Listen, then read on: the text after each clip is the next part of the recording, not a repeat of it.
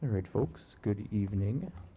Welcome to the first meeting of the Joint Fiscal Advisory Committee School Board meeting for the 2020 unofficial opening of budget season. So we always start earlier and earlier every year. Jane always tells us, so this might be the earliest yet, I think. First of all, I think we'll just go around for the folks that are here in person and just introduce yourself. And then we'll go to those folks that are joining us remotely, just so we know who is joining us. So Derek Anderson, current school board chairman. Jessica Koza. Brian Myers. I'm a parent of a student at the Southern School. Jessica Ring, School Board. Carl Liccardo, Fiscal Advisory. Lynn Perkins, School Board. Nick Galatois, school board. Erica Cohen, School Board. Marion Connors-Krikorian, Superintendent. Jane Samard, Business Administrator. I'm Clifton Dancy, the Director of Information Services.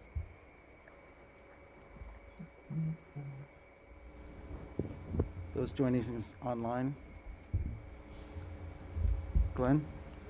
This is Glenn Manchester on Fiscal Advisory Committee. John? Okay, we did not hear John. So continue talking so we can make sure we can hear you. Oh, he may be re-signing in. Brenda? Brenda Rose, School Board. And Neil? Yeah, can you guys hear me? Yes. Okay. Neil Weatherby, Fiscal Advisory Committee. And Noreen? Noreen Walkup, Fiscal Advisory Committee. Sorry to usurp you, Derek. I can just see who's online and you can't. Yeah, that's okay.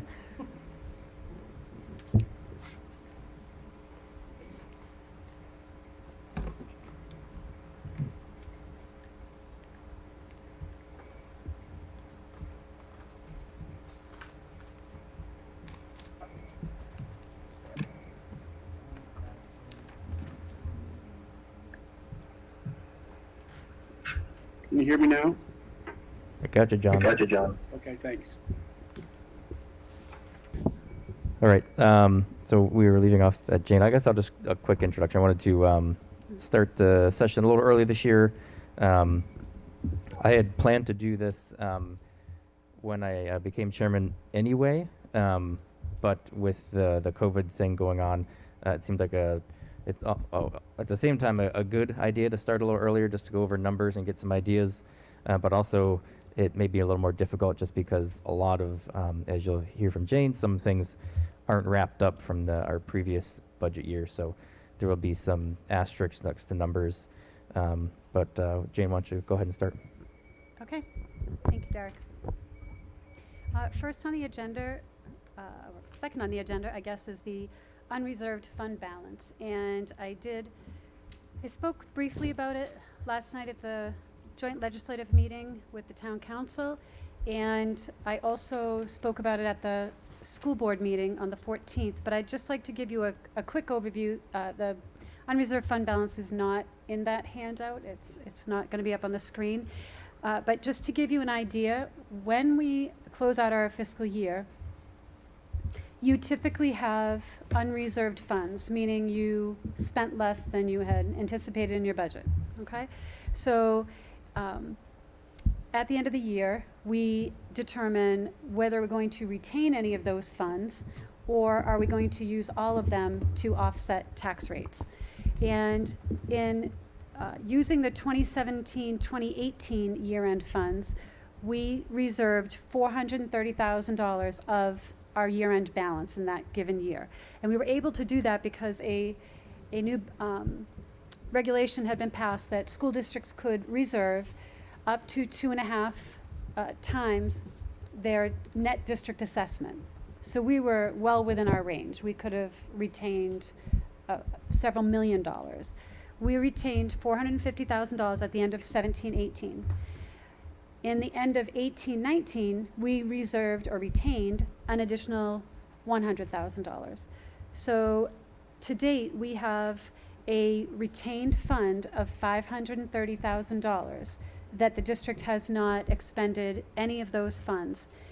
Of that 530,000, the purposes that you could use it for would be to offset taxes, or if you had an emergency expenditure, for example, if you had, say you had something major, the boilers went, or the roof needed major repair, things of that nature. So right now, if you think of any monies that the district has, it's not in a separate checking account, it's just basically a paper exercise. So $530,000 is set aside, okay?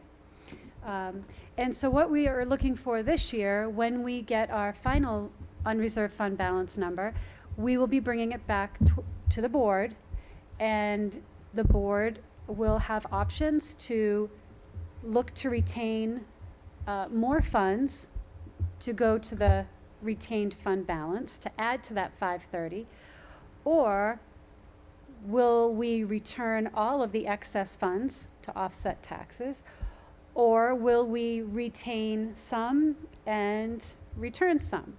So those are going to be the options that the board will be looking at, and that will be sometime at the end of August. We don't start our audit until August 10th. So we like to use audited numbers prior to doing that.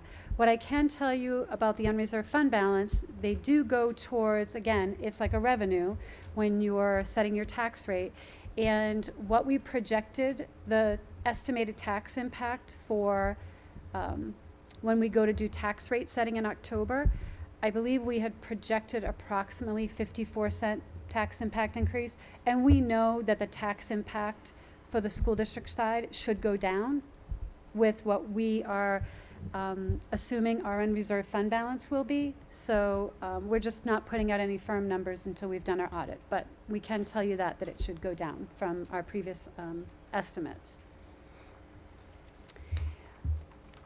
Some of the things that go towards having an unreserved fund balance, sometimes when our health insurance, we have a guaranteed maximum rate, and meaning that when we're doing our projections for health insurance, the amount would not exceed. For example, if they said you will not exceed an 8% increase on your health insurance rate, and we have to go through the budget process, and they don't give us our actual rate until May or April. So our budget's passed, and then we get our actual rate. So sometimes the rate may then come in at 5%. So you have that surplus.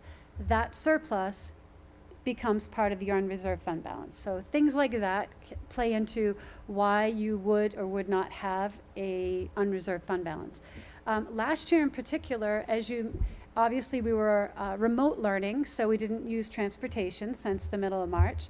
And because of that, we negotiated the rest of our contract, the middle of March until the end of June, and negotiated the end of March to, I think, the first week of April, that we would only pay 72% of our contract, and then we would pay 40% and 35%.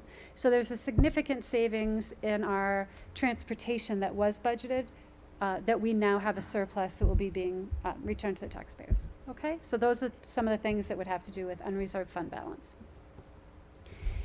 The next item on our agenda is a 5-year projection. And I think this goes to what Derek was saying. We were really hoping to have a meeting prior to our first regular budget meeting, just so we can really kind of get a sense of where the Fiscal Advisory Committee, what direction you'd like to go, or what you'd like to see, or some financials. Same thing for the school board. Give us some idea of where you are anticipating next year's budget to go. Which is really helpful for us when we're doing budget preparation, to have some idea of what the budget's going to look like. Now, like Derek said, we have not finished closing out our 19-20 financials. So right now, I'm in 3 fiscal years, closing out 19-20. Obviously, I'm working on my fiscal 2021, and we're prepping for 21-22. So, when we're doing the budget and we wanted to look at how can we do forecasting for 5 years out, Some numbers are really quite simple because they have contracts. For example, our debt service. I know 5 years out how much I'm going to pay on principal and interest. No brainer, easy for 5 years out. But some of our items are a little bit more complicated because they involve student services, and some of the New Hampshire retirement, for example, and I'll get into that when we go through our presentation. But so what I'm going to do for tonight, we prepared estimated 5-year forecasting on expenditures, and we're going to tell you what formulas we use to get there, and items that we're going to have to look at for next year, or things that are for consideration for the next 5 years. And how we are going to estimate as we get closer with new numbers. So if you look at the first page, it might come up there. Might be a little bit hard to see on the screen, so I apologize. But, and I also broke this budget down by object code. Now, object code, for those of you who have been here a long time, object code or new, we break it down. Object code is basically a description of what type of part of your budget it is. So object code 100 is all your salaries. Object code 200 is benefits. So we broke it down like that. A lot of times in your budget, it's broken down by department. So it might be broken down by general education, special education, transportation, maintenance.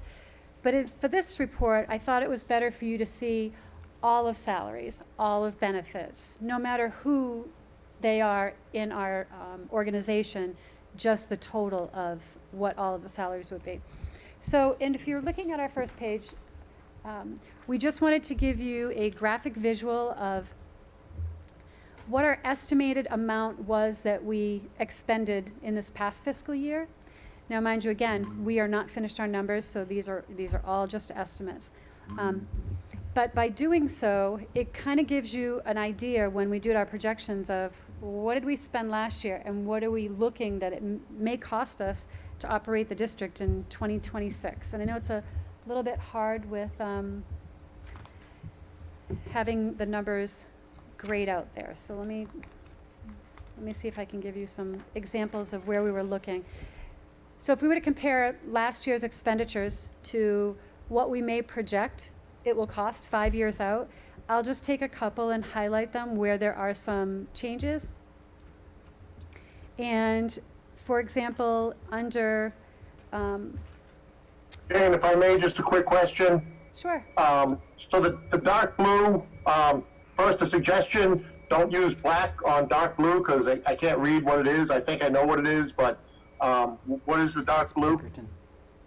Oh, I'm sorry. Thank you, Neil. The dark blue is Pinkerton. Okay. Regular education. I apologize. On the ones I printed out that were in color, I can see the black on there. That's our fault for, I'm not sure Just what was. guidance for future meetings if we're going to be doing this.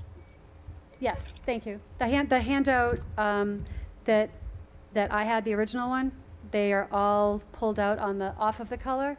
So I'll make sure on the next presentation that they'll be like that for you up on the screen. So I apologize for that. No problem, no problem. Yep. So I'm not going to review those. We'll go right into the charts because it might be a little bit easier for people to see. Again, Neil, that's going to probably be a little bit difficult to see up there. We did not do a PowerPoint because we know that our numbers really are so. No, this is actually fine. This looks great. Oh, good. That's the only thing I've had trouble seeing was the black on the dark blue. Okay, I'm great. trying to zoom in. Thank you. So on the salary, and at first I also do want to thank Bill Roy, our amazing accountant, who's sitting behind me, and I hope he comes back to work tomorrow because we were really. He worked real hard today, and all during since past March, working on things like this. So thank you, Bill. So if we look at salaries, what we try to do is break it down by DEA, which is the Teachers Association, and then we broke it down by AFSCME, which is our educational assistants, and that would include computer assistants, library assistants, special education assistants, I don't want to leave anybody out, kindergarten assistants, reading assistants, and then our non-union staff members. Now, non-union in our district are administrators, custodians, secretaries, technology department, financial department, principals, assistant principals. Those would all be non-union departments, okay? So there's 3 unions in our district: teachers, assistants, and then we also have food service union. But for the purposes of this report, we did not include food service or federal funds because they do not affect the tax rate, okay? So to tell you a little bit about how we did projections, Kathy Kennedy took all of our current teachers who are currently on our salary scale, and she bumped them up for the next 5 years. And our teachers' salary schedule has steps, and each one of those step cells, we added a 0.5% of an increase on each cell. That's consistent with former contracts where they've increased a cell by 0.5%. So we increased them each 5 years, 5%. Kathy moved everybody up and promoted them 5 years. So a teacher this year who's a bachelor's step 4, next year bachelor's step 5, so on and so on, okay? So that's how we calculated out our teacher salaries. For the assistants, we used just a flat 2% because they just have an hourly wage increase. And both of those union contracts expire at the end of this current fiscal year. So they'll expire June 30th of 2021. For the non-union employees, we used a 3% increase based on prior year salary increases. So 3% each year for the next 5 years. So what we did on the forecasting, you can see we put estimated that we've expended in the last fiscal year, the approved for the current fiscal year, 2021, and then we projected out 2022 and to 2026. And you can see the percentages, the year over percentages that we changed, and what the total percentage of the budget is for salaries over those next few years. I also want to note, when we're calculating salaries or projecting for the following year, teacher salaries and positions are all based on enrollment. Not the salary piece, I apologize. The number of teaching positions are based on enrollment. So we last year used Davis demographics and to do a demographic study to see what our future enrollment's going to be. So when I did the salary projections, I did not eliminate or add any positions other than the ones that I currently have right now, because there are 2 ways that we can look at enrollment. We're early right now. I never use enrollment numbers until they're October 1, because we're at the middle of July. Parents are still moving and children are moving around right until the day school starts. So our numbers of our actuals are probably going to increase, particularly even in our kindergarten projected in our grade 1, those start to shift. So when we were looking at what we were going to have for salaries, if I were to take the model that we've been using of having kindergarten and then we use a 7-year projection estimate for our first graders and promote all our kids for the next 5 years. Now, I only did it at the elementary level because I don't think you're going to lose or add enough kids to eliminate a team at the middle school level.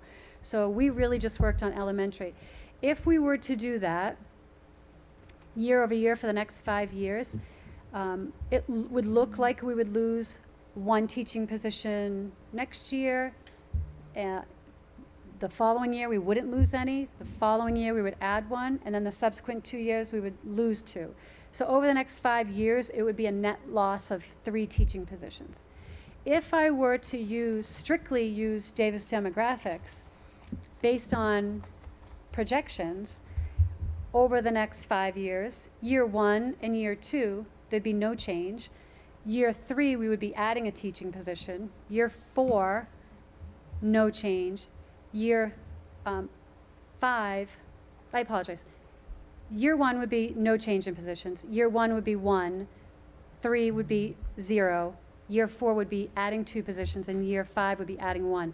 So using Davis demographics, we'd be adding 4 positions at the end. And that's because whichever way you do your projections, they're really close on their projections. They're very good. But because we're using July numbers, that's why we're going to be off from what they're projecting. So I won't do a true projection until October 1, okay? So that's where we were with coming up with salaries. On the next page, we have benefits. Benefits are a little bit tricky because right now there's a lot of unknowns. The health insurance, what we did is we took our budget from last year with our new increase, it's actually for this year, 2021, and we took our last 5-year history of health insurance increases and did an average amount for that and applied those for the following 5 years, which was about a 5.86%. For dental, we did the same process, and that was about a 1.97% that we added each year for the next 5 years. New Hampshire retirement is where it's really going to get tricky because they do 2 years of rates. Our current rate expires June 30th, and they have not put out new rates, although we heard conversations that the rates may be going up significantly, maybe impacting the district $400,000, possibly. So that we're not sure of, and we're hoping that they put it out by September. They always put it out during our budget process, so not sure exactly when it's going to happen, but that number is extremely important when we're budget building. The next page is other instruction. Things in this object code are things to support the SAU office, student support, supporting staff, for example. Speakers and consultants would be in here, temporary tutoring, staff development. We also have our athletic officials, legal services, our audit. NECC Tutors, which for people who aren't familiar is our program for students with autism. And we have a program at Barca, we have a program at Derry Village, South Range, and Gilbert H. Hood. And NECC has a lead teacher for all of those classrooms, and they also bring with them their own teaching staff and tutors, but the district also supplements with our own tutors that we put in those classrooms as well. So they would be in here. For the NECC tutors, we did not use a percentage increase because there's a set amount of tutors that you can have in those classrooms. Those rooms are only set up for so many students. So that's pretty much a consistent cost. However, Student Services is anticipating needing an additional NECC partner classroom at the middle school level in the next fiscal year. So we added 3 more tutors to this proposed budget in the next fiscal year. And they're at a cost of approximately $33,000. They're contracted employees. There are no benefits attached to the $33,000. And contracted services, we did use historical average, which was about 6.71%. Contracted services are for providers working in our district who are not district employees, but they come to us and provide OT services, PT, speech and language, things like that.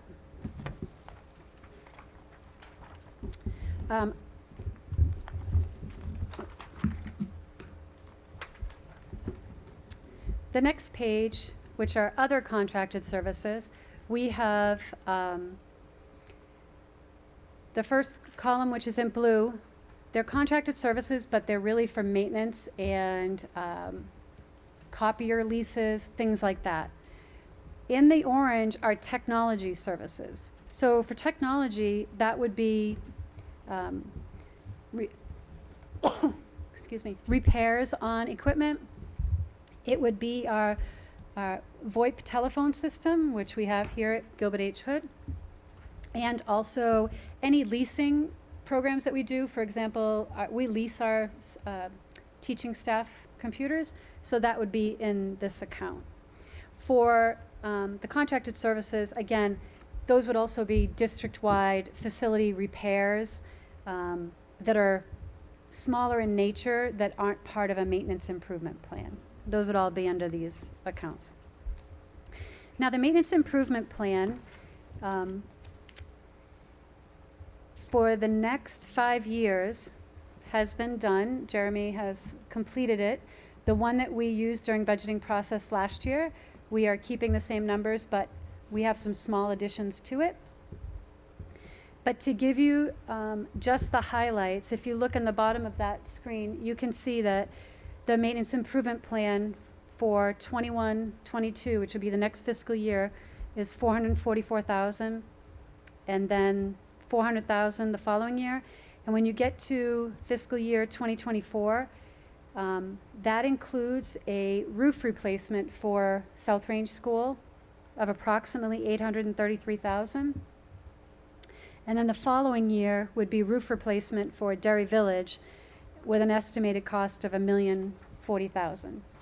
Now, we will be going back and getting more up-to-date estimates on those, but just wanted to put those in because those were the estimates that we used in the last budget process that were in the maintenance improvement plan. To give you an idea of some of the things that would be in the maintenance improvement plan, we do touch-up paving, we replace doors and windows, we may have equipment replacement. Last year, when we went through the budget process, we were very fortunate in the maintenance department to have been funded for 3 paving projects, which are being completed right now. In this funding year, we paved Derry Village, South Range, and West Runningbrook. So if you go past any of those schools, they are looking beautiful right now. If you remember what they looked like before, they were definitely in need of repair, so we want to thank Fiscal Advisory and the school board for doing that, and people who voted for that. So those are big items that we had in this fiscal year. We also had a big roofing project repair over, actually here at Gilbert H. Hood. And I believe that was about a $367,000 project.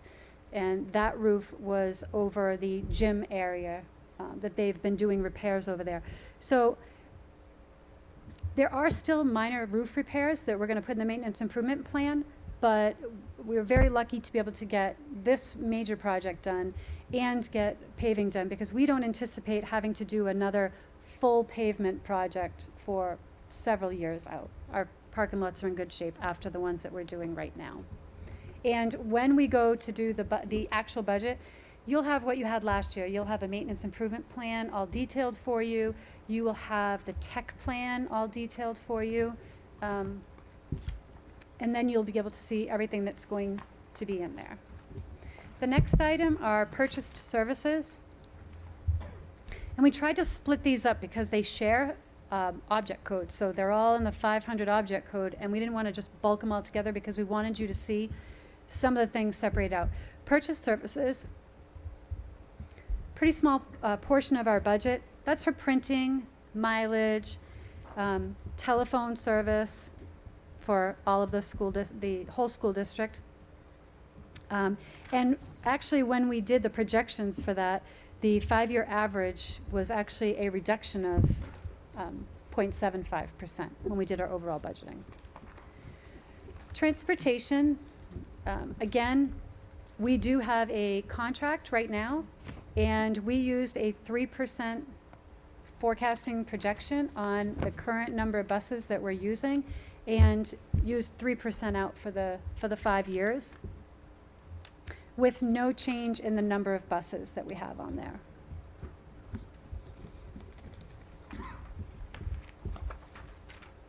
And we have, I think, 35 large buses right now in the district. Jane, excuse me. There's a possibility that may change. we'll have to watch the governor and them today in the Department of Education. They're gonna limit a number of students the way they're looking at it going on the buses. They showed graphs today and everything. And if you go to IBER or whatever the board decides later on, that's gonna impact a lot of what we're trying to do right now. My concern is the transportation could go a lot higher than we might project. So you're gonna have a tougher time presenting that, because I know the people in the town are gonna say, why you get 10 kids on a bus? I If think- that's what they come up with. I mean, someone like Nashua's already said they're gonna limit theirs. They showed the dots of how many kids. I think there was like 14 kids on a bus. All those other spaces are empty. So they have to double their bus between the mornings and nights. So, So I think that you'll also wind up seeing conversely the other way, more and more parents bringing their children to school. well, that was the other thing, is I know. Yeah, so I mean, I wouldn't look like super deep into it yet until we kind of see what this school year kind of starts out with. Because when we did that survey, it really said that there were going to be less and less people taking the bus. So I wouldn't really deep dive into what that's going to look like yet until we have more information. I think there's quite a few of the line items that we're going to have to revisit in the next month and a half, 2 months. And obviously, it's good we have a fairly healthy unreserved fund and potentially being able to add more. And if that Senate bill does get signed by the governor, there may be more funds there to assist over the next year or two. But obviously, the whole idea of this is to look at our long term and try to get an idea of picture of health of our budget for the next 5 years, and hopefully this virus won't be around that long.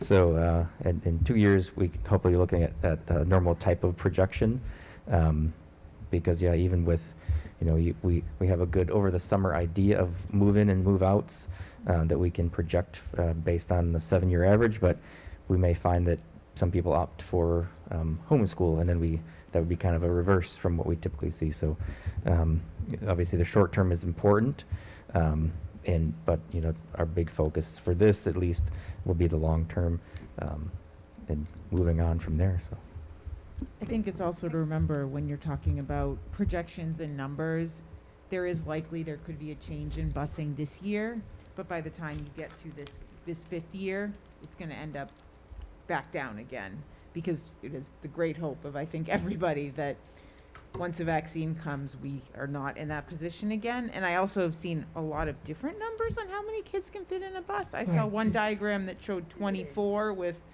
diagonal dots, so that would be an Every district entirely has been different different, number. yeah. My only concern is it's my 3rd year doing this. I don't want to do what we did last year.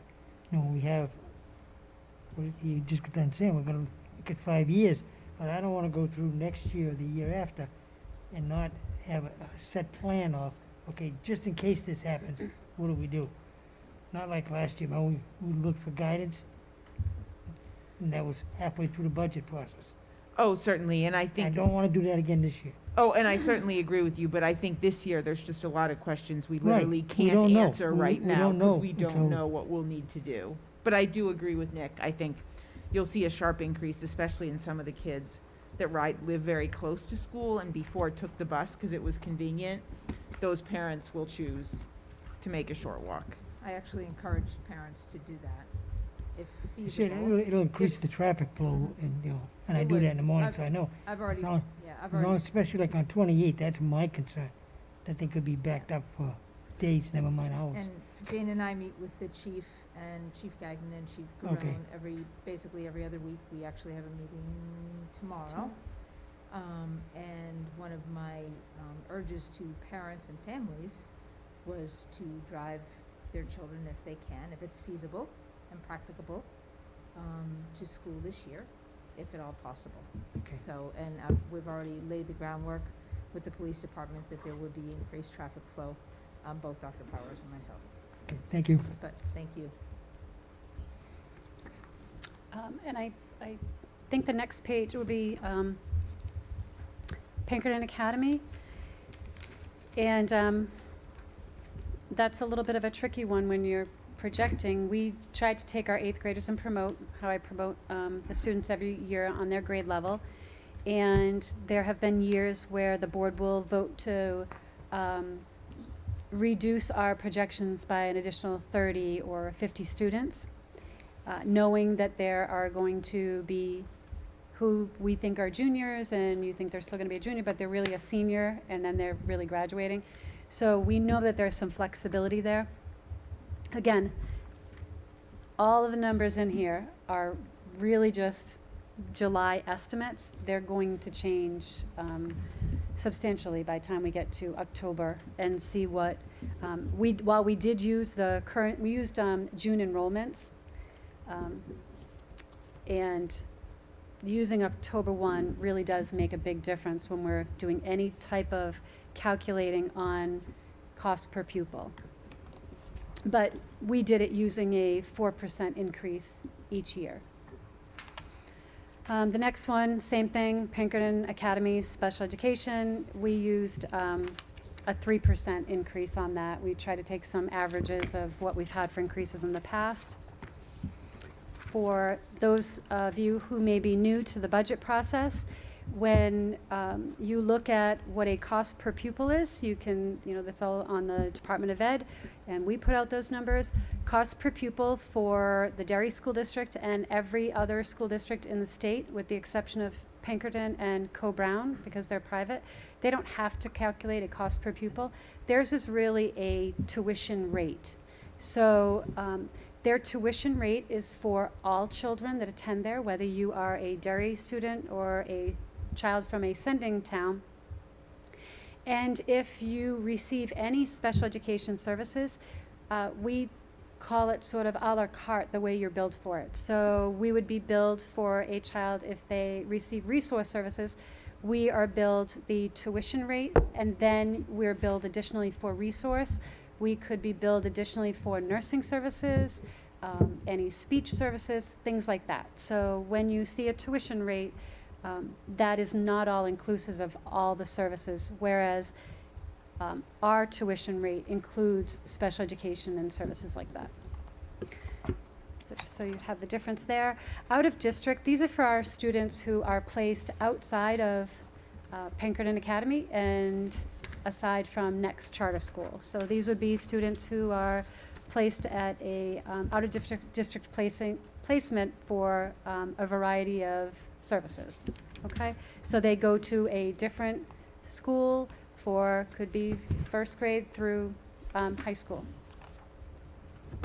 Then we have Next Tuition, and for those of you who may not know, Next Charter School is an alternative high school program that is actually located here in Gilbert H. Hood.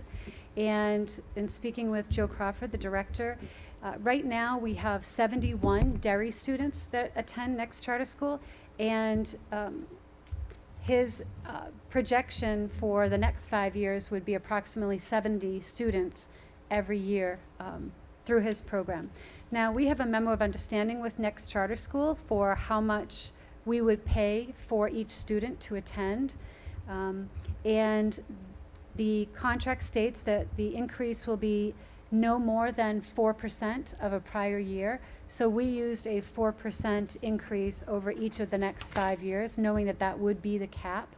And we used the estimates of 70 students for each one of those years. We also have a cost for special education services that we provide for some of our students at Next. And they bill us separately for that, just like Pinkerton bills us separately for their special education services. Okay, the next page on 13 is NECC. Again, that is a program for our students with autism. And we have had that program for a number of years now. And Barca started their classroom last year, and again, we've only have one middle school program, which is located here at Hood, and next year they'll be looking for one more program. I don't know which middle school it will be at, but we'll know that when we go through our budget process. Okay, so we included another one in here. As a note, South Range School, the tuition for the NECC program, we actually pay for that through federal funds. So right now in the budget for the tuition for that program is for Barca, Hood, and Derry Village. Our next page just talks about software, supplies in our district. Supplies in the district could be white copy paper, cleaning supplies, books, periodicals, highlighters, crayons, sticky pads, anything that's a consumable supply would be here in this account. As a note, next year we'll be adding the Go Guardian, which is a filter for our software. So when students have their Chromebooks, they have the Go Guardian will be on there. And also we used, normally we use a cost per pupil. And so that's what we did here for our projections, cost per pupil on all supplies. And utilities were calculated based on a 1.57% average increase year over year. The next page is equipment and furniture. The equipment and furniture, which is general equipment, that could be walkie-talkies for the schools, that could be if they needed to buy a new laminator, things of that nature. And I level funded that for the next 5 years. We also put in there tech equipment, and that's for computers that the tech department purchases. So the Chromebooks that Cliff have purchased recently, those are all purchases. So they would be here under the 700 object code because they're not being leased, they're being purchased. So other items that could be in equipment would be whiteboards, and furniture would be chairs, replacement chairs, or if they had to have any shelving, bookcases or a table. And for the Chromebooks that we are projecting in the next 5 years, Cliff is able to secure those for approximately $230 a device. And those are the Chromebooks that are being used for our students. Can I ask a question about the Chromebooks? Did we have to accelerate the purchase of some of those throughout the remote learning, just so that I can understand kind of what that number looked like? Yes, greatly. In fact, we have purchased since March around 2,000 Chromebooks in order to bring the ratio to 1-to-1. We are going to use the teacher MacBooks that we're replacing. There's boxes back there that have all the new MacBooks, but those are going to go in one of our grade levels too, to offset a little bit of the purchase. But in future years, that rotation will move into that grade level too, so that Chromebooks will be available K through 8. So will we need to purchase any additional Chromebooks to be 1-to-1 this fall? That purchase has already been made. Oh, okay. Yeah, we're waiting on them now.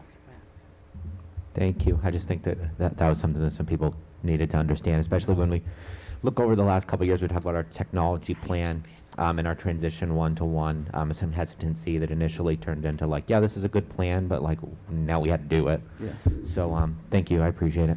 Now, built into the budget, every year you have to buy at least one grade level of new devices because you're going to phase out older devices too. So that's why you'll see those oranges are pretty level there, because I tried to get it to be a flat budget so that we could budget year to year and not have these big spikes like what you see in 2020. Yeah, I appreciate it, Cliff.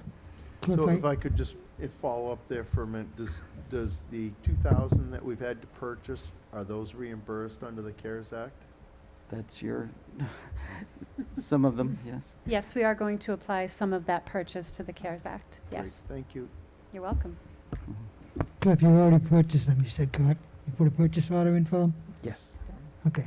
Because I know, I'm not a fan of the news anyways, but today they were talking about some place like Boston and them, they'd ordered 5, 6, 7,000. They may not get them for 3 months because some of the factories Yeah. are behind. Ours Are are you going to face that? ours are Big- slated to come in mid to late August, so it's going to be a real tight crunch. The It's better than October. 1,400 that are coming in. And they've been ordered Yeah, no, 'cause like tonight a they month said ago. Yes. some in Boston won't get them till October. I mean, what good is that? Yeah. That's why we had to discuss Yeah. and make that decision Good ahead of job. time, and we had to make that unequivocal decision and stick by it, so. Very good job then. Okay, so I'm going to keep going on in the interest of time here. And then the next page, dues and fees. while it shares an object code with debt service, we wanted to make sure we separated it out because debt service is set. So dues and fees, these costs are for school administration and other departments to have participation in a lot of our colleague associations. So, for example, my association, which is New Hampshire Association of School Business Officials, I belong to that. I also belong to New Hampshire School Administrative Association. Marianne belongs to that. The other administrators in our building belong to that. There are also associations for our special education administrators. The school principals all have an association. And those are invaluable to be able to collaborate with our colleagues. And I can tell you they've been probably no more valuable than this year because we're all relying on networking with each other during using these associations. So those are really important for us in the district. And the last page there is for principal and interest. And you can see where we're sort of level and then we're gonna go down. Hard to believe that Ernest P. Barca's bond is going to expire at the end of July 1, 2023. And that was for the new school and for the renovation here at Gilbert H. Hood. And once that matures, you can see the next one that's going to mature is the Honeywell Energy Efficiency Program that we did at all 7 of our schools. In fact, there was work done at the SAU too during that period. So 8 locations. And that bond will mature. The last payment will be July 1, 2032. So after that, there will be no active bonds in the district. And I believe this past year we had just matured the Derry Village South Range additions. So I just wanted you to see where those reductions are going to be in the budget. Jane, we talked before that the payment structure of the Honeywell project took into account the current bonds that we had. Mm-hmm. Does that also go away with the Barca bond? So I guess my question better asked is, at the end of 23, are we seeing an actual, I guess, net savings for bonding? Just because I know in the past couple years our principal interest has gone down, but actually the Honeywell project took up most of that difference. Is there a time before 2032 that we're actually seeing an actual drop in that cost? Yes, so you'll see a drop in the cost. What they tried to do is when South Range and Derry Village matured, they took that savings to allocate it to kind of levelize our payments. But at the end of, so it's in the 2024, when we do lose the Gilbert H. Hood and Barca debt, we will see that savings because our net payments after that are going to range from $819,000 to $809,000. They go up oddly for 3 years at the end, but the last payment is $890,000 for the Honeywell. So you will see those savings after Hood and Barca go off.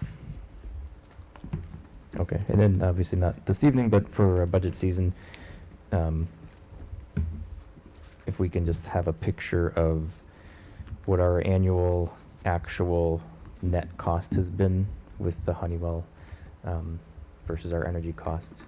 So. Sure. Yes, we can definitely do. Just write a note to myself. So I also would like to go over, Derry just mentioned a bond, so we will get some, last year we got some information on whether we wanted to get a bond on the paving or the maintenance projects, and we chose not to do that because we had that additional adequacy money for this year. We don't anticipate having, like I said, in our maintenance improvement plan, typically my maintenance improvement plan's been about $186,000 each year for forever. So we were extremely lucky to get the amount of money we did this year to get so many projects done. But whether we look for a bond for any subsequent years on whether it's going to be, because we know we'll have 2 roofing projects if the board and fiscal advisory want to go in that direction. And I also wanted to mention the CARES Act, because when, maybe it was Lynn asked about, did we take some of the Chromebooks out of there? We are allocated $699,000 of CARES money, but not all of that is for the Derry School District pre-K through 8. We also have to give a portion of that to Pinkerton Academy. So, and there are 2 different formulas in how the federal government shows to calculate how much Pinkerton would get, how much we would get, and it's either based on straight enrollment, or it's going to be based on free and reduced numbers, so poverty numbers. And either way, the district for our pre-K through grade 8, at a minimum, we would get 300,000 and some change, and at a maximum, we would receive about 400,000 of it.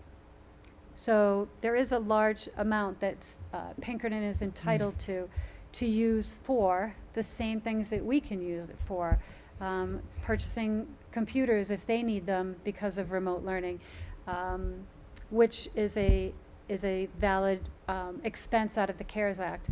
We are ordering a lot of PPE through the CARES Act. For example, we are ordering masks for everybody. We have hand sanitizers. We have a lot of signage that we have to purchase to show where the hand sanitizers are. Circle distance stickers that we're going to put on all of the floors so that people know where their distance is. Plexiglass dividers for certain areas. So there are a lot of things that CARES Act money can be appropriated for, that we will be using for anything that we've had to do to accommodate because of COVID-related things, right? Because otherwise those would be huge expenses on our budget. We would never have been able to get Chromebooks for all of our students had we not had CARES Act money. So we'll be working with Pinkerton Academy, and I will have to manage those funds just like we do any other federal grant that Pinkerton receives, and we are basically their grant manager. So, and when you do that, we can never reimburse Pinkerton or write them a check directly. If they were to use something through CARES Act and they were going to purchase Chromebooks, for example, I would need to pay the company for the Chromebooks. I can't reimburse Pinkerton based on an invoice or anything like that. So, but we will be writing grants to use and expend those funds, and I believe that we still have until, I think it was September of 2021 for the schools portion of CARES Act. There are other funds available for us through FEMA. Right now, FEMA is a 75-25 cost share, and they will pick up 75% of things that I may ask for. For example, we may ask for tents for outside, for outdoor learning classrooms. We may ask for, like I said, those shields are pretty pricey. So if we were to ask for more shields, those things can be done through a FEMA grant. And the 25% cost sharing on our part, you can apply for that 25% through your CARES Act, so that it would be 100% of a reimbursement on that. And for, yes, for the masks. Yep, and for masks. And we can go back as far as March on any expenditures that we had that we would like to put towards our CARES Act. So it is retroactive, and we can definitely do that. So Jane, on the purchase of the masks, yes. did you go through the state for that, or? Not for the purchasing of the masks. We did receive a lot of masks for no cost from the state. That's what I was gonna ask, because Yes. you made that clear today twice, Yeah. and Yes, the so, districts needed extra.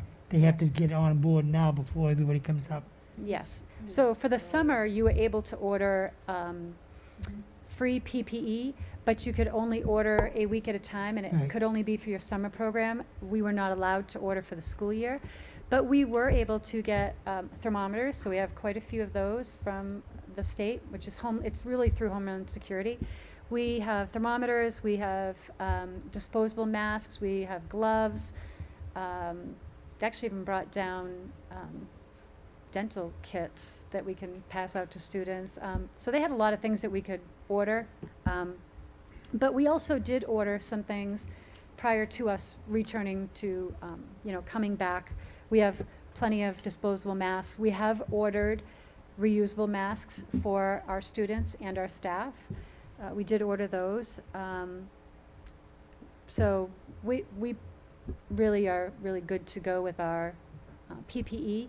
But of course, we are going to request additional PPE from the state because. Well, the reason I brought that up, because he must have said that 3 times. I think he was trying to told the superintendents, if you want something extra, don't wait at the bottom of your list. Do Right. it now. Get to me now. And Yes. that's why we're on calls all the time. Yeah, Mhm. And we had, calls twice a week from March on, yeah. and it was very clearly stated. Well, Then, I was think very he was doing clearly- it because he Yeah, said it was some of very the, clearly stated that we had to, yeah, some of be the on top requests of he the got, game, he but said it's- were ridiculous. Like, one school was like 20% more than what they would have had for enrollment if they needed it. He said, so we're gonna monitor it, but I guess the bottom line was, he was just saying, whatever you could use now, get to me so before somebody else does. right, as Jane said, you could only order a week at a time, Right. so. Yeah. So Yeah, let's and- let's pause here and just see if there's any discussion, any questions on the amazing work that Bill and Yeah. Jane did together here on the 5-year strategy. Any questions on the projections? If any assumptions would like to be made or changed in that, and we'll start a discussion with that. I actually have a question Oh. down here. Am I on? You guys can hear me? Okay. Can you guys hear me? I've got 2 of them. No. Hold on, Neil here. Yes, Neil. Okay. Few things. Excellent presentation, Jane. Really good. One question I would have about it, and this is a really big pet peeve of mine since I joined this committee, why wasn't that presentation in my email box 3 to 5 days ago? So I'm a numbers guy, and walking into a meeting and seeing numbers for the first time doesn't allow me to ask valid questions. So I would really like to see information in advance, for the fiscal advisory committee meetings going forward.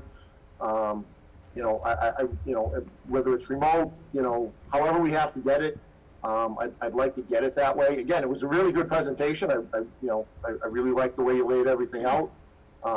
But, we're trying to have a discussion, and I'm looking at things for the first time, and it would be really great if I saw it 3 to 5 days in advance. And I thank you, and I really appreciate your feedback, and I would agree with you, and our goal is to do that for future fiscal advisory meetings. And I guess my only reasoning this time for that is we barely have just finished our fiscal year, and we're going through a pandemic and timing. I just didn't have the time, and I apologize for My solution to that that. is push the meeting back 3 days. Yeah, we could have done that, yep. So, but I will make sure in the future that, and I agree with you, I wouldn't want to go to a presentation and not be able to see the numbers that somebody's, ahead of time, that someone's going to present to. I agree with you on that. Right. A few other questions. I took some notes as we were going through. You talked about the CARES funding stuff. The stuff that is not necessarily available right now, are we tracking that money so that, there is talk about more money becoming available, this, that, the other thing. Who knows? It's a wacky world right now. But if more money becomes available, are we prepared to take advantage of that? And Yes. particularly as it relates to the transportation side of things, I know, we negotiated a good deal with the transportation. But, that's still something that, in my view, the taxpayers, if that is an avoidable cost, that would be great if more funding becomes available, and it's directly COVID related. Absolutely. I have a Google Doc that has any expense that I feel is related to a a COVID issue, and we're tracking all that, and that's why we're being really careful how we're spending the CARES, because we're receiving a limited amount, but knowing that we also have FEMA funds that we're going to be applying for, that does give us another source. And, Mary Ann and I are constantly, we're on so many different state meetings, and we're on meetings that talk about other funding sources. If there's a grant out there, we're on it. So, and if anybody on the school board or fiscal advisory hears of any additional grants or additional funding, please let us know, because we of course want to make sure that anything that we can get for our school district and save the taxpayer funding off of our operating budget is really helpful to us. Right, so you are tracking all of this stuff, and then, again, you have your wish list. If there was a bazillion dollars of CARES Act money, you could put that in there. I mean, that's my, it sounds like you're on track with that.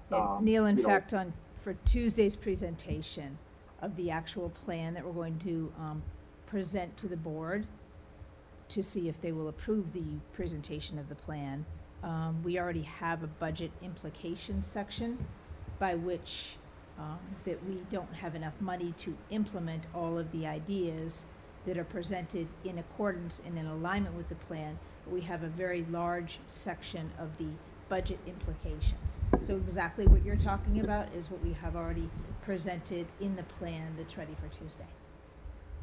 Great. Let's just you touched on the retirement issue. We just had a council meeting this week, and we've heard the same things. And this is in my opinion a great opportunity for the council and the school board to work together. This is just yet another example of the state downshifting costs to us. The state always gets to say, oh, we don't have enough money for this. We don't have enough money for this. Well, we don't really have enough money either, and the taxpayers don't have enough money. I think you threw out the number of potential $400,000 increase, and I think it's similar or maybe even a little more or less than what we heard on our side. $400,000 is 15 cents on the tax rate. And if you guys have to absorb a 15-cent tax increase and the town has to absorb a 15-cent tax increase, that's a 30-cent tax increase that really has nothing to do with us. But as you guys know, we take the blame for that. And we really need to push back on the state and say, look guys, you cannot say we don't have enough money, because we don't have enough money either. So again, I just, I throw that out there as a point of collaboration. I think we'd both be in agreement on that, that the state retirement system needs some fixes. And I think we should, jointly advocate for that. Let's see. With regards, I'm sorry, and I don't want to take up too much time here. You mentioned the bond dropping off for, this is one of the things I'd like to have the documents in front of me for, the bond dropping off for the Barker School, and then we've got these roof repairs for a couple of other schools, and there's been talk of potentially building a separate school and not having the maintenance costs and this and that. But what is the vector for the bond retirement versus the roof replacements? The bond retirement, let me look. Barca and Hood is going to retire in 2023, and I believe his improvement plan somewhere around there. And I think South Range was the first roof that he has on there.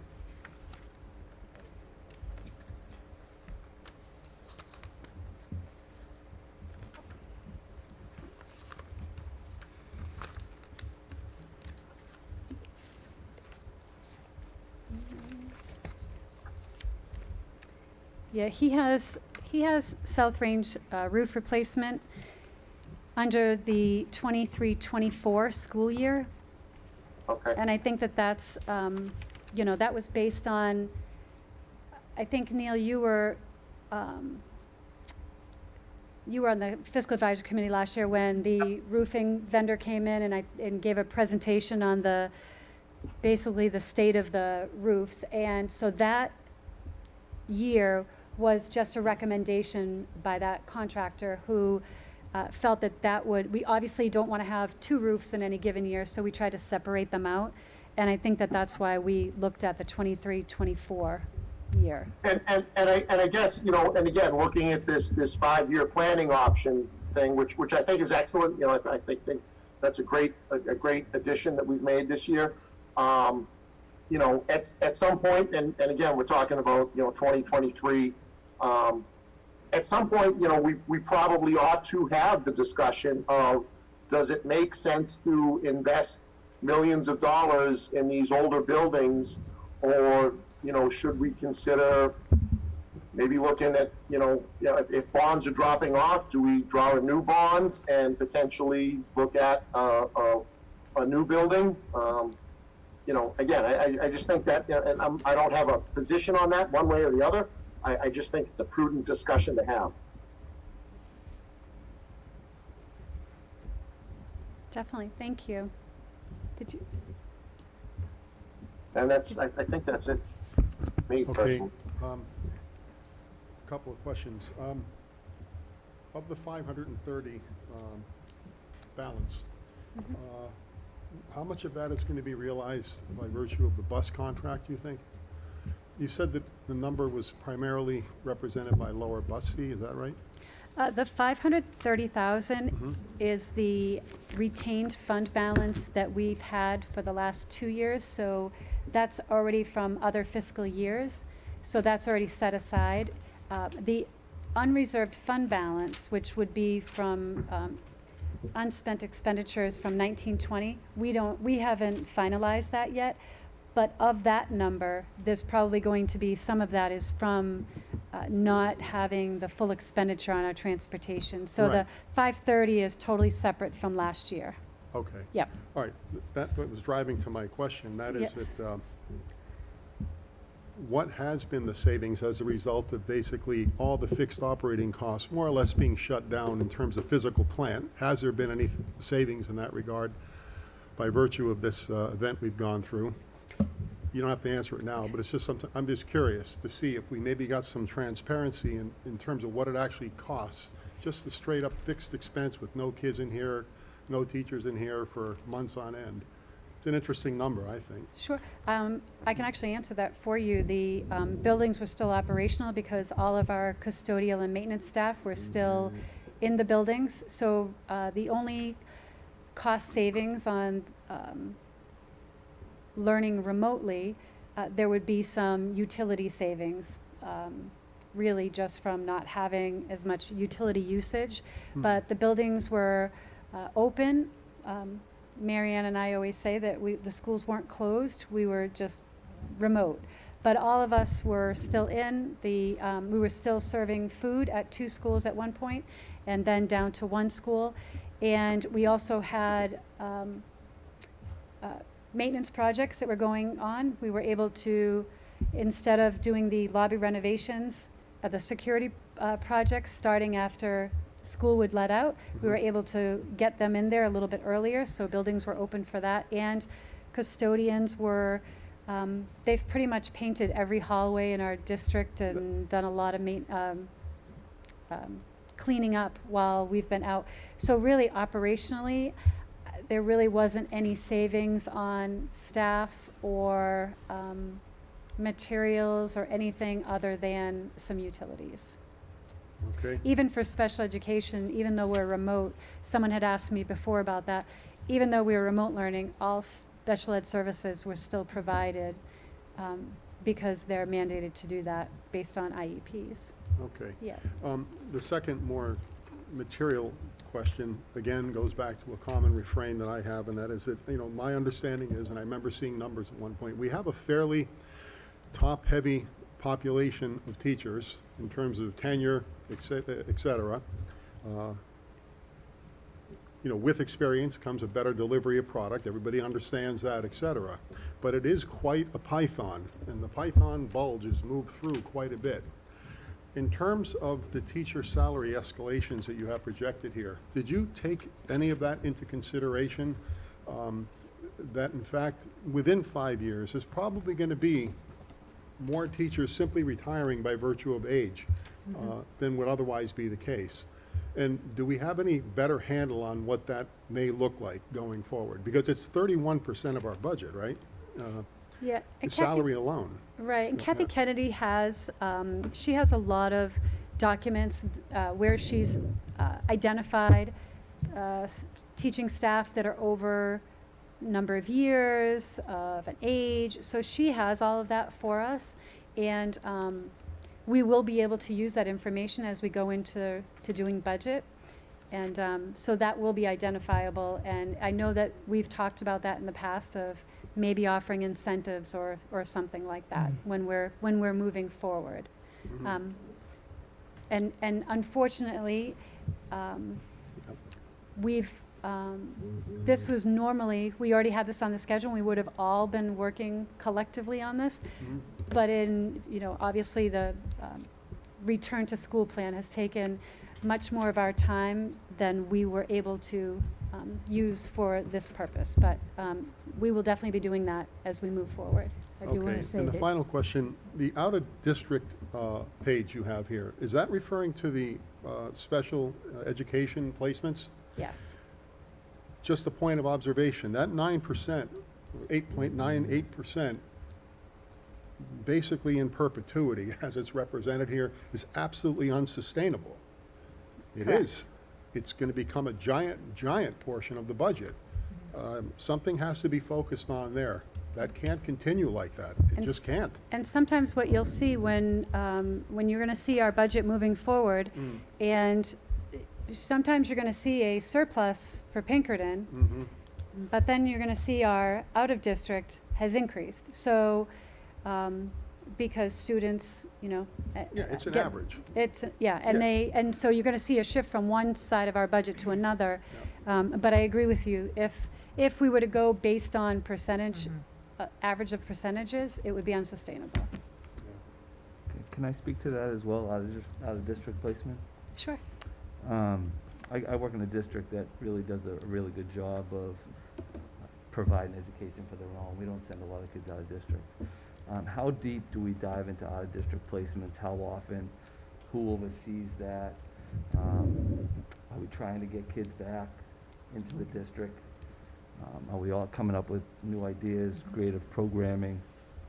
I've developed programs for at-risk students myself, so this is an area, with me just jumping on board my first year, I really kind of focus on this area in special education, as a special education teacher myself, coming up with some creative ways to sort of help our schools keep these kids in the buildings, right? And also maybe get some of these kids back. So do we have someone, is the director of SPED that sort of oversees the out-of-district placements? And how often are we kind of checking up and following up on these kids? we have a director of student services, Jane Boyle, and we have one of our assistant superintendents, Chris Callan, who both oversee, and they've done an incredible job of really bringing programs back like NECC and Right. IL and our Project Me as well, and continued that in ECC up to Pinkerton. So they really do an incredible job of trying to maintain, students within our district. So we really do a superb job, I think, in keep maintaining our focus on that. Really appreciate you, being here. and Yeah, being part of I the think you committee can and lean having- on me for some of this having stuff that layer if of you need me to. expertise. In addition, in terms of a social emotional learning curriculum, SEL, and restorative justice or restorative practices within the schools, is there any of that stuff going on? Yes. Absolutely. Yes, I'm like I said, I'm relatively new. so- You'll also see part of our return to school plan, our reopening schools plan. Part of that is focused on one section of that, as I said, budget implications. Also, it is our social, emotional, mental health part, which is extremely important in getting students back, right? As we all know, that's focal area in anything you read, anything you hear, and really anything you see. Not only that, but that is embedded in our comprehensive counseling curriculum here in the district in K through 8. And lastly, and then I'll stop, but I just want to commend the South Range staff leadership and the educators over there during this pandemic. Me, myself being an educator and my son having to go through it, I thought they did really an amazing job. Thank you.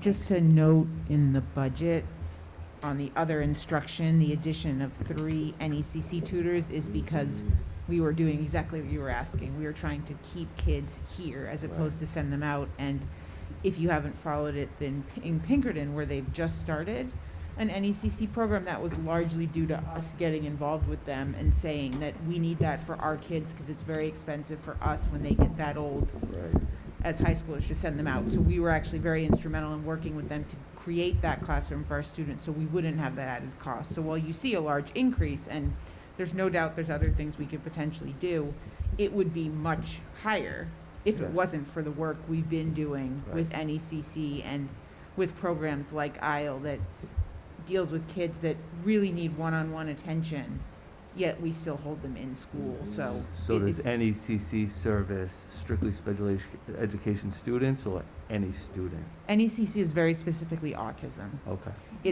The NECC program is one-on-one. Each child has a one-on-one tutor, and they spend most of their day in the NECC classroom, but they are assigned to a regular classroom and will join those kids as they can in the UAs and on the playground. And not only does it save us money, but it also is very important to the children's social and emotional well-being that they're with their peers in their community. So we've done a lot of work. In fact, we even save additional money in that program by working with our staff to build out those classrooms so we don't have to spend extra money because they have to be built very specifically. So if you want to know more about that program, you could definitely talk to the administration, but that program is one huge way that we've been keeping kids in district. Excellent. So you might want to reach out to learn. Give us a call anytime. And I do want to go back to a comment that Jane made, and it's really, she and Bill have been shouldering this. We have been pulling any resource and every resource we can get from around the district and around the community to build that reopening schools plan. And I mean any and every resource. So they have been really shouldering this, and I don't even know how Jane pulled this off. Right. So I'm even surprised she had it ready. I mean, I taught in So- person today, right? So the whole month of July, I'm teaching, we're in person in the city of Lowell, and it's been great to see the kids back in the building. They're super excited. So, and we are doing a hybrid model. So it's been good. I don't know what my school year is going to look like, but we'll see. Before we move forward, I need to remind everyone to speak clearly into their microphones. The people at home are not hearing us that easily. So pull them up close to you, just like this, so that we can all hear you. So anyway, I just want to commend you, Jane and Bill, for doing such a super job and really shouldering that when typically it would kind of be spread out amongst us. We have pulled any and every resource that we have to pull that reopening plan together for Tuesday. Well, one of the things that you guys should be proud of, a lot of the old timers I hang around with, as young as me, they comment a lot about some of the things you guys have done so far. You know, really taking a step beyond compared to some of the other districts. I know my daughter works in Manchester. She's been teaching here 17 years, and she said they don't even know what's going on, you know, half the time. And I know Mary Ann sends out a lot of notices and stuff, and I still get it even though Amber's not there. She's in Pinkerton now. But that's a plus for what you guys have done so far. One of the things that Carl mentioned, we talked about this last year, and that really concerns me, is every year we go back to this cost with Pinkerton and this and that. Is there special education, a fixed cost that they charge us, or our students? They set the cost in the fall. When they set their general ed tuition, they set the rate for special education.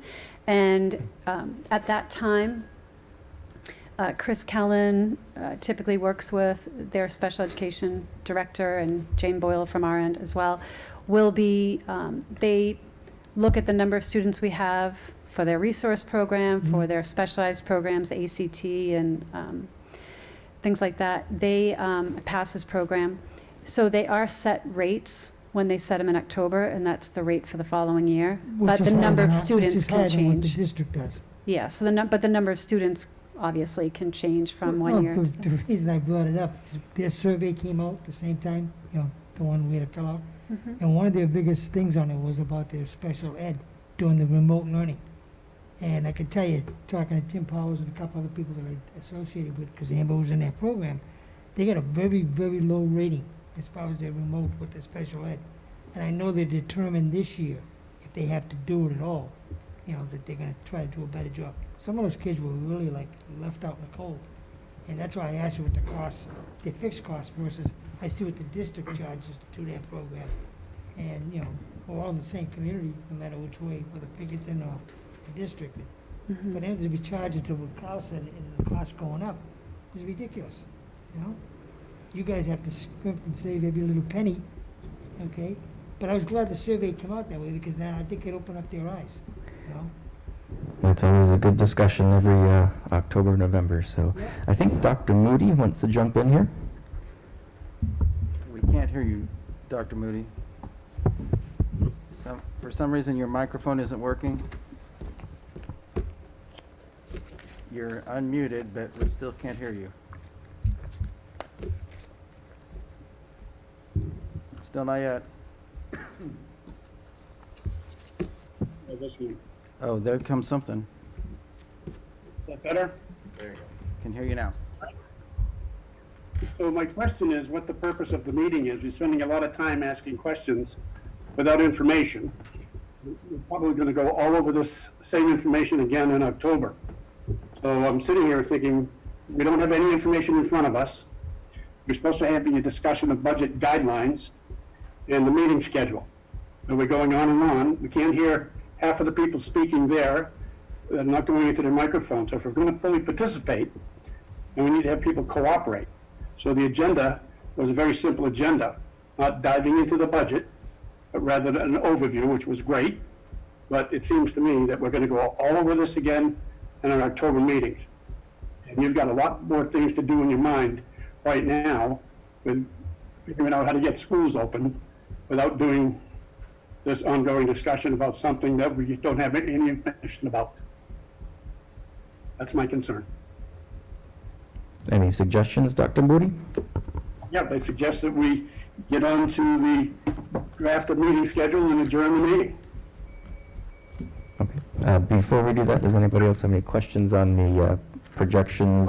Any requests on that? I'm sorry, I didn't mean to interrupt you, Derek. If okay. I could just chime in, so this portion of the meeting, the discussion amongst you folks in the room for the folks at home has been completely unproductive because the audio is, I heard a little bit of what Kyle said and not much of anybody else. So the venue, the audio really needs to get resolved because if we're going to have discussions, we need to have discussions and we need to be able to hear each other. And I'm not sure, I appreciate the move to the Zoom thing, but I'm not sure why we're having a meeting where we can't hear each other at this point in time. Because, the council had a couple of minor glitches when we switched over to this format back in March.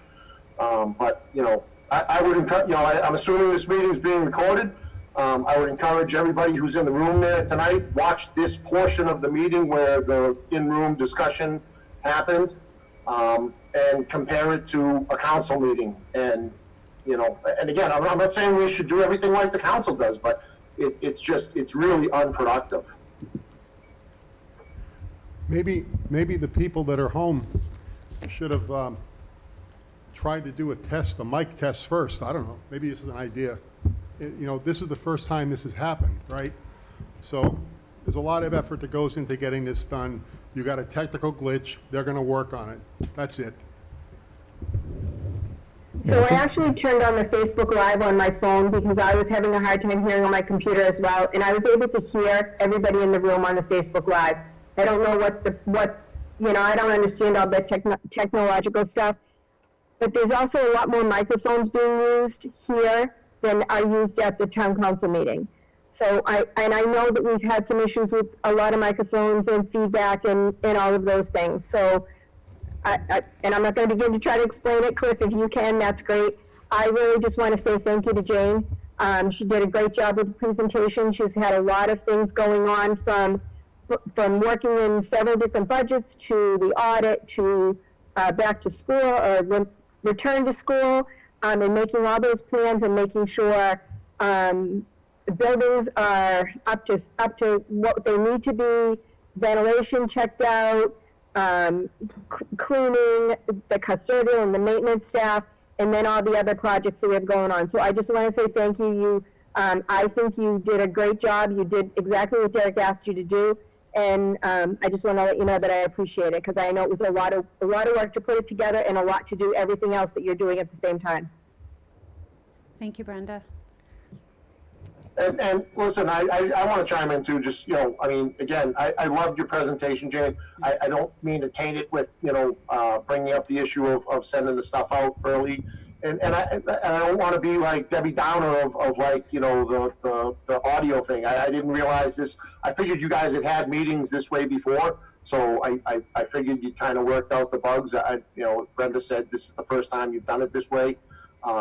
And that's fine, and it does, again, our first few council meetings, we had a lot of bugs to work out. They started 15 minutes, half hour late, all this stuff. There are issues to work out, but, I'm raising the issue. I don't want to say the B word. I'm just, it's informational, I mean, because you people in the room probably don't hear it the same way we hear it out here. I didn't switch over to Facebook the way Brenda did. And I don't think, it's not my microphone per se. I hope you guys are hearing me fine. If you're not, please let me know. We're hearing you very well. Neil, could I ask just for reference, when I speak into the microphone closely like this, can you hear me just fine? I can hear you pretty good, but it's interesting. Like, so Derek and Jane, I could hear fairly well.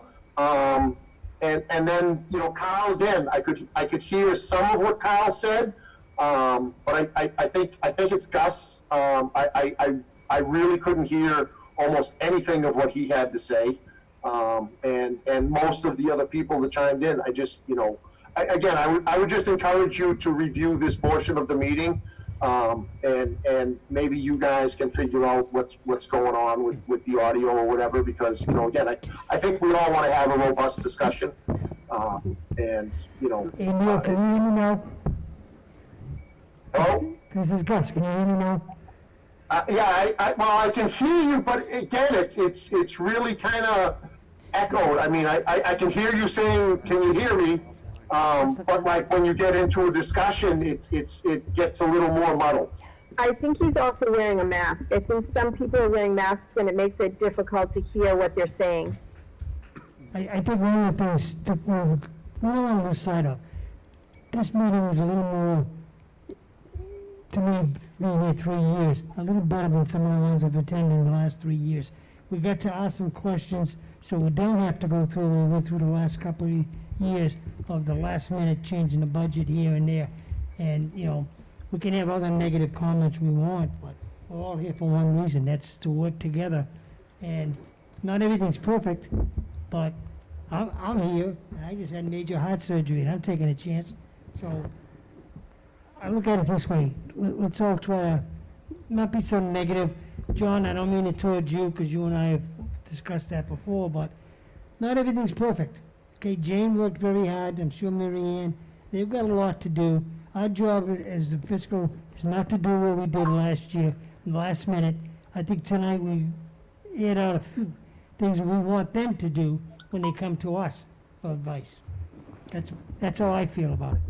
So let's try to finish up the business side of the meeting here, and then we can move on from there. So the idea of this year's budget season is, and some feedback from folks in the past and some emails we received, is the first budget presentation, October 19th, we will actually receive the budget prior to that. So I don't know if it will be 1, 2, 3, 4, 5 days, but at some point they'll get the budget to us. So that Monday, October 19th, will actually be a first actual deep dive into the budget. So The review portion and kind of the district overview will be in that packet, but we won't necessarily go into that unless people have specific questions on that. And then the rest of the budget season will be similar to in the past. If there's a lot of questions on one topic, we'll schedule a night for that and kind of get into that formality. But I think one of the things we want to do here is the next agenda item on this is the proposed budget guidance. So if there is any further feedback people would like to give to the board or to the administration as to what they would like to see prepared for that first meeting or on the budget or drafts or whatever you'd like to see, then this is a good time to start that.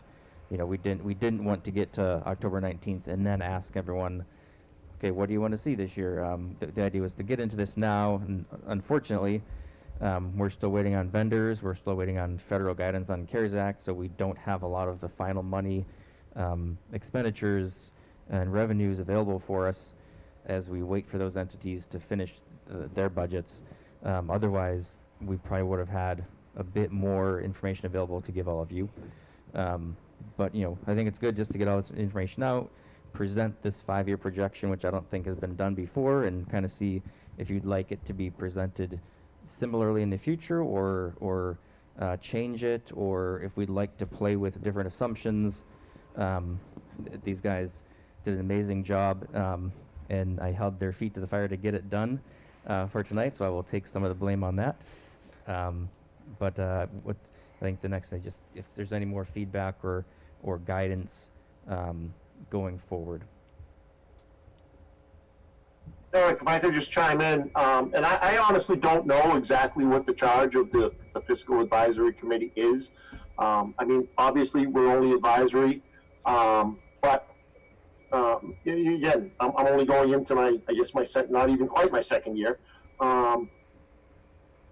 I would like to see the Fiscal Advisory have input into anything that is a significant fiscal item. I mean, I don't think the Fiscal Advisory Committee had input into the Honeywell contract. I don't think in the past they've had input into the teacher's contract. I don't think we've had input into the transportation contracts.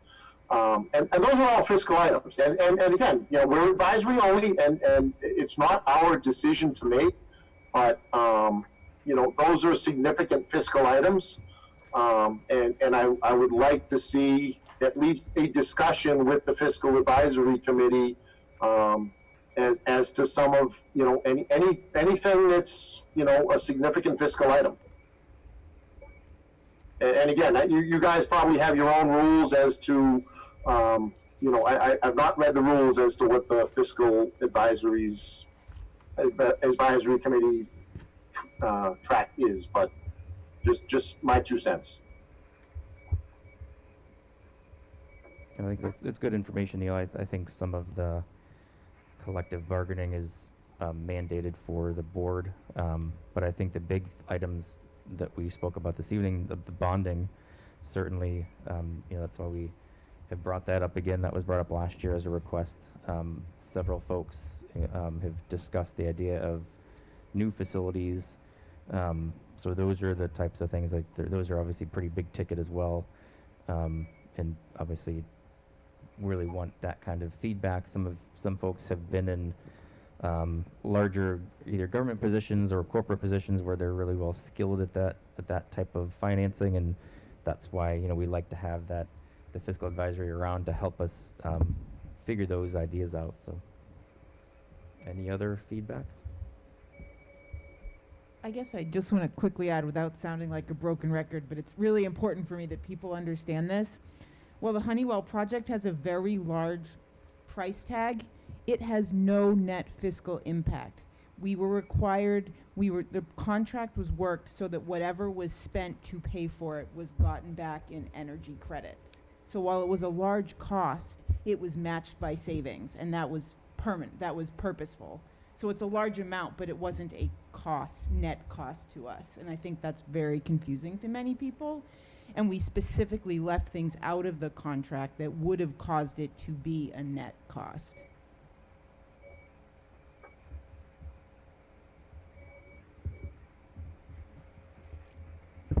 So Derek, I think that going back to Dr. Moody's points, I think we should just wrap up the future agenda. Just for the record, I understand Neil's points.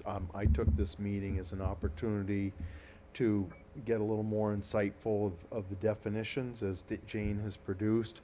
It gives you 2 months for all the questions to be followed up on and really to get everybody's mind into what was going to come in October, 2 months from now. So though I appreciate that people would like to have a review opportunity of this, this is kind of more instructional for what those items are going to be in October when you see them. That's how I saw all this, and I think it was very constructive.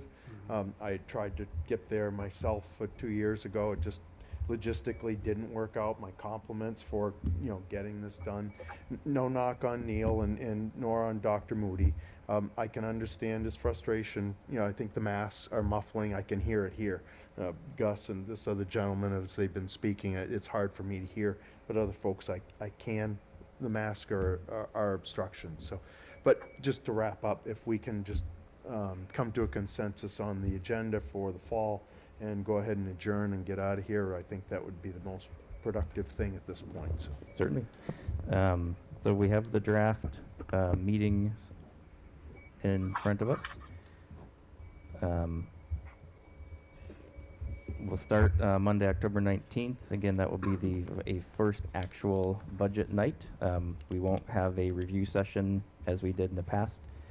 And, depending on what happens in September and early October, Jane and her team will do the best they can to get us that budget the prior week, so that folks will have at least a few days to go through it.